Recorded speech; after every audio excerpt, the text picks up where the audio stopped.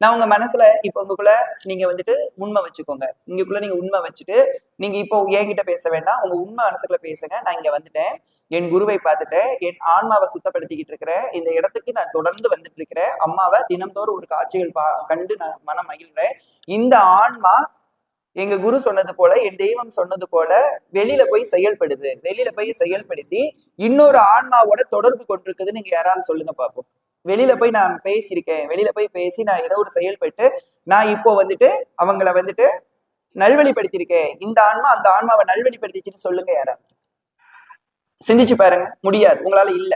ஏன் இல்ல அப்படின்னா உங்களுக்கு அந்த திறன் கிடையாதுன்னு சொல்ல மாட்டேன், உங்களுக்கு மனம் இல்ல, அந்த மனசு உங்களுக்கு இல்ல. எப்படி இந்த ஆன்மாவை நீங்க சுத்தப்படுத்தி வெளியில போய் நீங்க இன்னொரு ஆன்மாவை சரிப்படுத்த முடியும் அப்படின்னு நீங்க சிந்திச்சு பார்க்கணும். நம்ம இந்த கோவிலுக்கு வந்துட்டு இந்த உடம்பு சம்பந்தப்பட்டே மறுபடி இந்த உடம்பு சம்பந்தப்பட்டதுக்குள்ளே நிக்காதீங்க.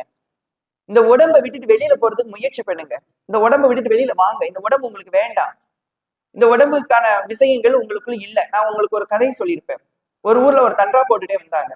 தண்டரால என்ன போட்டுட்டு வந்திருந்தாங்க அப்படின்னா, உங்க வீட்டுல இருக்கக்கூடிய பழைய டிவி எல்லாம் எடுத்துட்டு உங்களுக்கு புது டிவி தாரோம், உங்க வீட்டுல இருக்கக்கூடிய பழைய வாகனங்கள்லாம் எடுத்துட்டு புது வாகனங்கள் தாரோம், பழைய பொருட்களை எடுத்துட்டு புது வாகனம் தாரன்ட்டு ஓடியா சொன்னாங்க.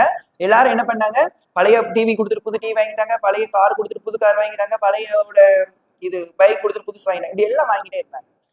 அப்ப உடனே சொன்னாங்க, இதெல்லாம் பழசை கொடுத்துட்டு புதுசு வாங்கிட்டீங்க, இப்போ உங்க உடம்பு 60 வயசாகி பழசாகி பிடிச்சல, உங்க உடம்பெல்லாம் கொடுத்துருங்க, புது உடம்பு தாரே அப்படின்னாங்க. எல்லாரும் ஓடியே போயிட்டாங்க.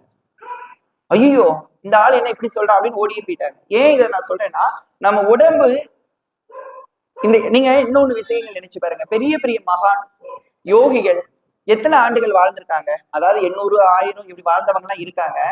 நம்ம கண்ணுக்கு தெரிந்த சில மனிதர்கள் யோகிகளை எப்படி வாழ்ந்தாங்க, நிறைய புத்தர் இவங்கெல்லாம் எப்படி வாழ்ந்தாங்க, எல்லாருமே கொஞ்சம் வயசுலயே செத்து போயிட்டாங்க. பாரதியார், விவேகானந்தர் இவங்கெல்லாம் எவ்வளவு சீக்கிரமா இந்த புத உடலை விட்டு வெளியில போகணுமோ வெளியில போயிட்டாங்க. ஆனா நம்ம மட்டும்தான் இந்த உடம்பு மேல ஒரு ஆசை வச்சுட்டு இந்த உடம்பை விட்டு வெளியில போறதுக்கு ஐயோ மரணமா. நான் உங்களுக்கு ஒரு கதை சொல்லியிருப்பேன். ஒருத்தங்களோட மரணம், ஒரு டாக்டர்கிட்ட போறீங்க, ஒரு டாக்டர்கிட்ட போய் நீங்க போய் ட்ரீட்மெண்ட் பார்த்துட்டு இருக்கீங்க, உங்க உடம்பு பிரச்சனையாக நீங்க ட்ரீட்மெண்ட் பாக்குறீங்க. அந்த டாக்டர் சொல்றாரு, நீங்க வந்துட்டு இன்னும் 10 வருஷ காலங்கள் உயிரோட இருப்பீங்க அப்படின்னு சொல்றாங்க. பெருமூச்சு விடுறீங்க, ஆஹா இன்னும் 10 வருஷம் இருப்பேனா அப்படின்னு சொல்லிட்டு. அதே டாக்டர் சொல்றாரு, நீங்க இன்னும் ஒரு 3650 நாள் தான் உயிரோட இருப்பீங்க. இன்னும் 3650 நாள் தானா? உங்களுக்குள்ள பாத்தீங்கன்னா அப்படி ஒரு ஷாக் ஆகுது. இது ரெண்டுமே ஒண்ணுதான். 10 ஆண்டுகள் அப்படிங்கிறது உங்களுக்கு 10,665 நாள் தான், 65 நாள் தான். 3650 நாட்கள் தான் இந்த 10 ஆண்டுகள். அப்போ ஒரு மனிதனுக்கு சொல்லக்கூடிய செய்திகள் எப்படி இருந்தாலும் உங்களுக்கு திருப்தி எப்படி கொடுக்குதுன்னு தெரியல. 10 வருஷங்கிறது திருப்தி கொடுக்குது, ஆனா 10